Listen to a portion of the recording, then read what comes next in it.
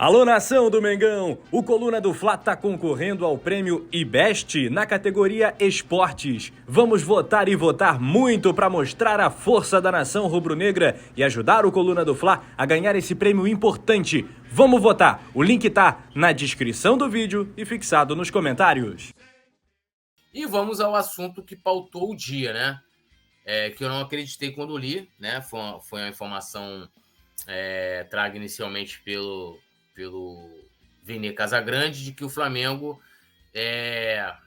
tinha, né, sondado, tinha interesse, de que ainda estava no radar pelo volante Fernando, aquele, né, que fez o que fez com o motorista Robson, né? Aí depois, então assim, vamos lá. Todo mundo sabe, né, Fernando, que jogou no Grêmio, né, quando ele estava na Rússia, ele levou lá o Robson e sua esposa para trabalhar com ele na Rússia, e ele simplesmente pegou numa ida, quando eles estavam indo para lá, pediu pro cara levar remédios que ele, a esposa e toda a família sabia que era um remédio, uma substância proibida na Rússia, não é no Brasil, mas era proibida na Rússia, e estrategicamente pediu para que o Robson colocasse esse remédio na mala dele. Quando chegou na Rússia, meu amigo, o cara foi preso, e nessa situação, nessa brincadeira, o cara ficou 2 anos preso lá na Rússia, injustamente. A família do Fernando nunca quis depor a favor do cara. O Fernando simplesmente, praticamente, fugiu da Rússia, porque depois ele foi para a China, né? Logo que isso estourou, foi para a China, não deu assistência adequada para o cara e nunca foram prestar qualquer depoimento a favor do cara. Ou seja, e eu falo isso aqui, gente, com muita tranquilidade. Não é uma questão de julgar. Isso, para mim, se eles colocaram o cara naquela situação, alguém tinha que chegar lá e falar: olha, o remédio não é dele, nós somos os patrões dele e a gente que pagou para que ele levasse. O Fernando ia ser preso, a esposa, o problema é deles, meu amigo. Não tem aquele, indo no popular aqui do Tropa de Elite, cada cachorro que lamba a sua caceta, entendeu? Era deles, e eles deixaram o cara, né, pobre, trabalhador, o cara que corre atrás, estava lá correndo atrás dele junto com a esposa, 2 anos preso. Vocês sabem o que é 2 anos preso? Né? Tendo a vida parada lá num país diferente, num país extremamente complicado. É só vocês verem aí, darem qualquer pesquisa aí sobre a Rússia, ver o que está acontecendo na Rússia agora, como é que é o presidente da Rússia, um cara que descumpre todos os tratados internacionais para poder promover uma guerra. Então você imagina um cidadão brasileiro lá que não tem força nenhuma. E esse cara deixou o Robson lá. E o Robson, quando voltou ao Brasil, rubro-negro que ele é, né? Se eu não me engano, acho que ele mora na Baixada. Se não mora na Baixada Fluminense, ele mora no subúrbio aqui do Rio de Janeiro. Aí o Flamengo foi lá, junto com o Bruno Spindel, junto com o Marcos Braz, foi conhecer o CT, cara.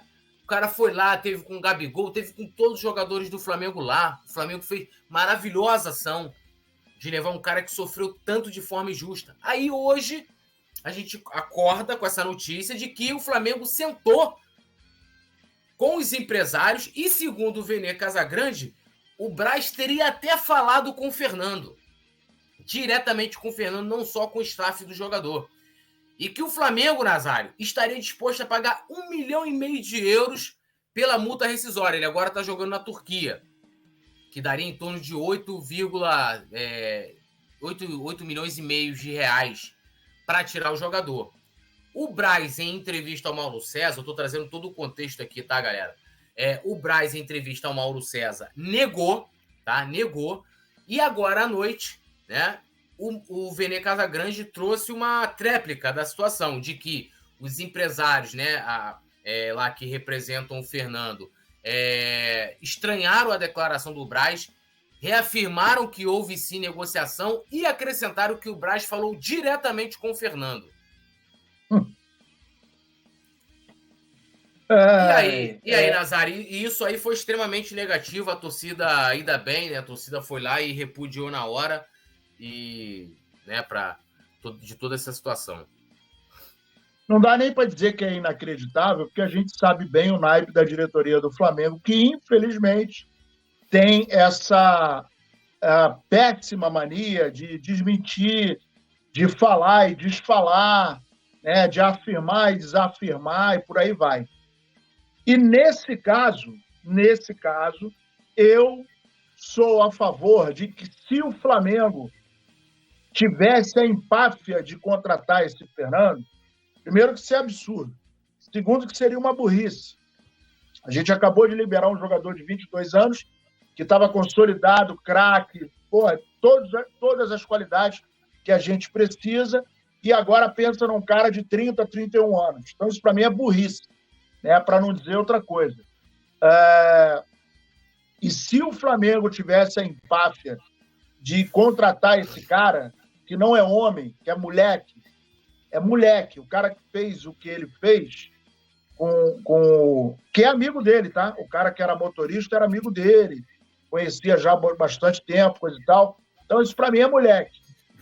E aí, sim, seria o caso do cara entrar em campo, no aquecimento, e a torcida vaiar o tempo inteiro. E nem ir para o jogo, protestar de maneira total e irrestrita. Então, assim, dá nojo de ver que o Flamengo possa ter buscado a opção de repente, poder contar com um cara desse naipe. Aí, realmente, cara, vou te falar, se isso acontecesse, eu seria um dos caras que levantaria a bandeira de impeachment para essa diretoria, porque é inacreditável, no século XXI, depois de tudo que aconteceu com o Robson, o Flamengo se dispor a contratar um verme como esse cara. E a gente tem que entender também do papel social do futebol, gente. A gente viu... Eu lembro que quando o Flamengo foi contratar o Pulgar, qual era a minha opinião? Eu falei, olha, na minha opinião, o Flamengo não deveria trazer um jogador que tem problemas extracampo, que vão ultrapassar, como ultrapassou, as análises táticas, técnicas, né, do atleta, né? E foi o cara, mas ele depois, que ele não sei o que a justiça não sei o que lá, meu amigo, então resolve lá o problema do cara e traz ele depois. Ponto. Esse caso nem tem isso. Esse caso é puro mau-caratismo mesmo. Esse caso é pura covardia. Então, a gente viu a situação, a repercussão que teve lá do Cuca no Corinthians, tá?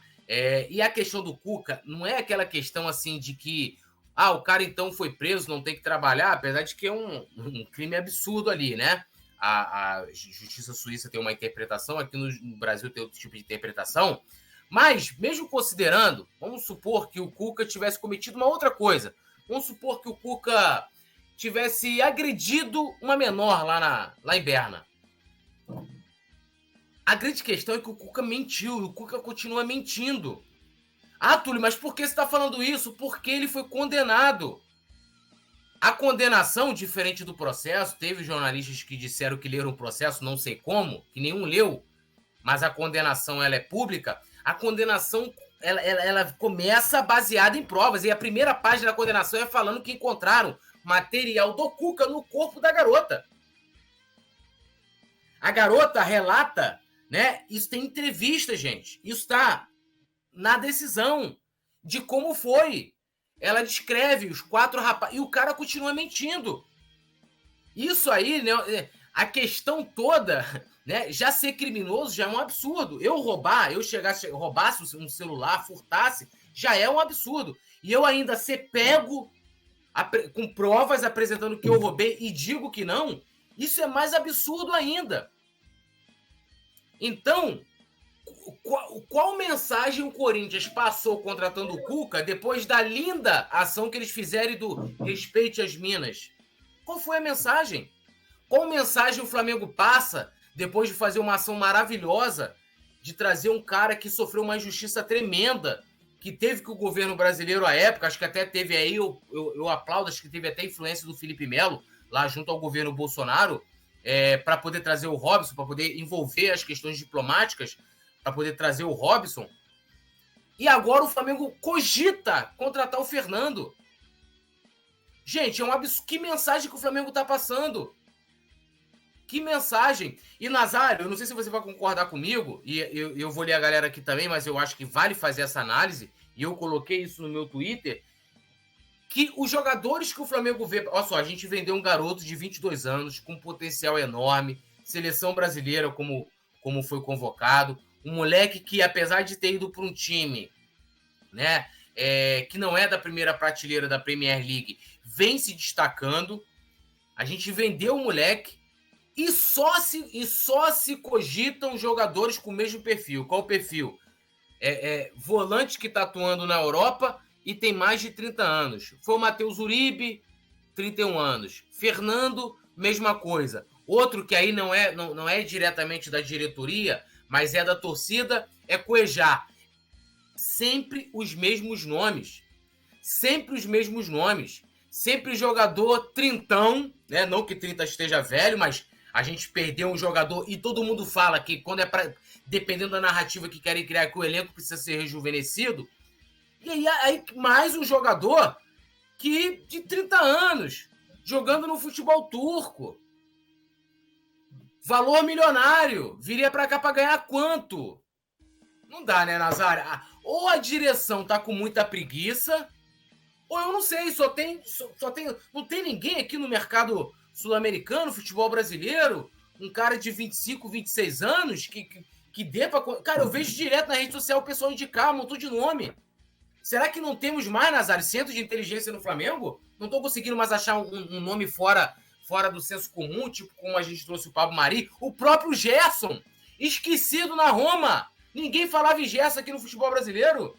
Alô, nação do Mengão! O Coluna do Fla tá concorrendo ao prêmio IBEST na categoria Esportes. Vamos votar e votar muito para mostrar a força da nação rubro-negra e ajudar o Coluna do Fla a ganhar esse prêmio importante. Vamos votar! O link tá na descrição do vídeo e fixado nos comentários.